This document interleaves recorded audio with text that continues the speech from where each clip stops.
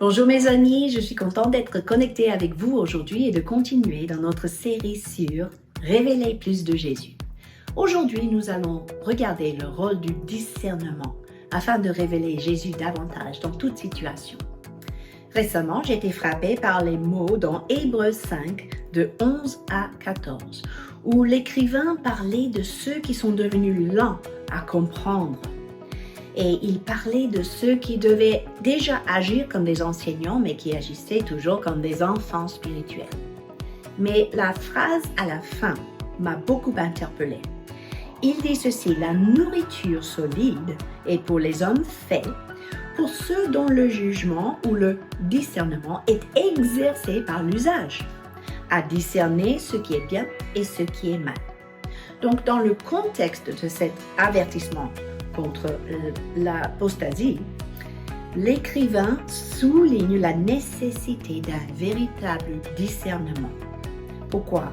Parce que le bon discernement va révéler Jésus de plus en plus.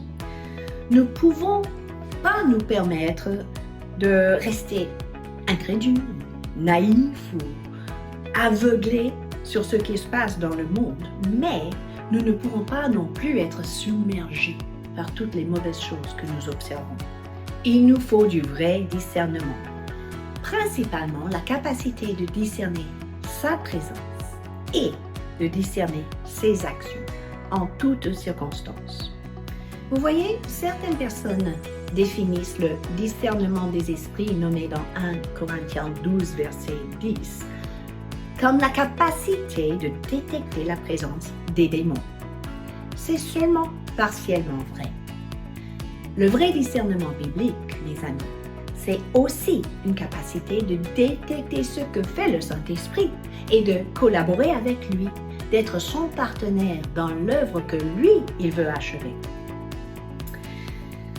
Ça veut dire que j'apprends à vivre constamment, conscient des projets du ciel et de la présence du ciel, où que j'aille en tant que chrétien, en tant que porteuse de la présence de Dieu. Mais si on ne fait pas attention, qu'est-ce qui arrive?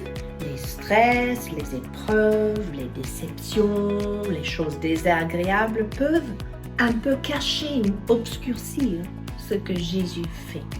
D'où vient ce besoin criant de discernement? Parfois, vous pourrez entrer dans un lieu, dans une pièce, et remarquer peut-être une personne ou un objet, et ça va stimuler en vous un désir d'agir. Pourquoi? Parce que c'est Dieu qui parle à travers cela. Je vous donne un exemple. La première fois que j'ai visité une grande capitale du monde, j'étais frappée par la saleté dans la ville. Tout était sale, dans les rues, dans le métro, dans les magasins, mais vraiment sale. Et j'étais troublée jusqu'au moment où le Saint-Esprit m'a dit: je t'ai appelé ici pour justement t'adresser à cet esprit impur qui est une forteresse dans ce lieu. Et j'ai compris ma mission, j'ai compris également ce que le Saint-Esprit voulait accomplir dans cet endroit. Et non seulement cela, j'ai remarqué qu'il y avait des grues partout dans la ville, au centre-ville et tout autour. Et encore une fois, l'objet tangible m'a frappé et le Saint-Esprit m'a parlé en disant: c'est ici que je vais bâtir mon église, une construction.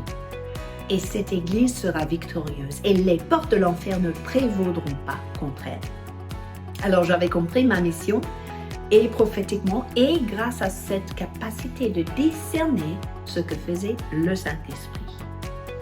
Parfois vous allez peut-être dire quelque chose comme: je n'arrive pas à entendre ce que le Seigneur me dit, mais je ressens sa paix.